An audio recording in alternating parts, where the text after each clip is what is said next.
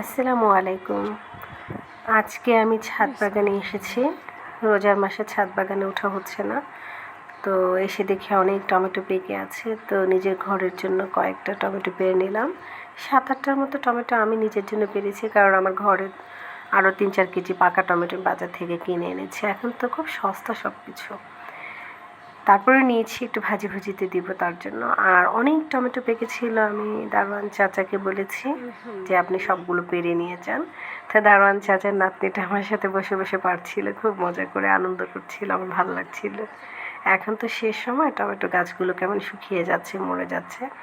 তো এখন আবার রোজার মধ্যে প্রতিদিন ছাদে উঠাও হয় না, তো বললাম চাচা যা পেকেছে সব উঠিয়ে নেন। তো চাচা মাশাল্লাহ অনেক টমেটো উঠিয়ে নিয়েছে। চাচা নাকি আজকে টক খাবে। যাই হোক, অনেক মজা লাগছিল। তারপরে নাতনিটা খুব মজা করছিল। আর এটা হচ্ছে দারোয়ান চাচার নাতনি। ওরা আমাদের বাসাতেই থাকে, আমাদের একটা রুম দিয়ে রেখেছি, ওখানে থাকে। আর আজকে আমি ছাদ বাগানে এসে প্রায় 7-8টার মতো বেগুন পেরেছি। আমার সবগুলো গাছ থেকে একটা দুটো করে পেরেছি। অনেক দিনের বেগুনি হয়ে যাবে আমার। আমি একটু বেগুন শুটকি দিয়ে খাবো ভাবছিলাম। তার মধ্যে ছাদে অনেক সুন্দর গন্ধ পাচ্ছিলাম, তো গন্ধটার উৎস খুঁজতে গিয়ে দেখি কারি পাতা গাছে একদম রজনীগন্ধা ফুলের মতো গন্ধ, এত সুন্দর গন্ধ। তার মধ্যে কয়েকটা কাঁচামরিচ নিতে ইচ্ছে করলো। ঘরে যদিও কাঁচামরিচ আছে, আমি কালকে 80 টাকা কেজি 1 কেজি কাঁচামরিচ এনেছি। এত সুন্দর কাঁচামরিচগুলো ছিল। তো এখন ছাদে গিয়ে দেখি যে না, আমার গাছেও কয়েকটা কাঁচামরিচ আছে, ছাদে তো প্রতিদিন ওঠা হয় না। তো ভাবলাম যে কয়েকটা কাঁচামরিচ নিয়ে যাই, ইফতারিতে খাবো পেঁয়াজের সাথে, ভালো লাগবে।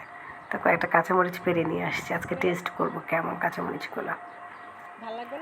তো ভালোই লাগে ছাদ বাগানে নিজের হাতের সবজি খেতে, খুবই মজা লাগে।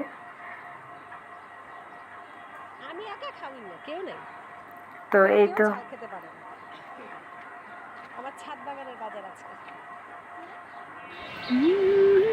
তো গাছে চিচিঙ্গা ধরেছে অনেক, কিন্তু চিচিঙ্গা খেতে পারছি না, পোকা ছিদ্র করে দিচ্ছে চিচিঙ্গাগুলোকে।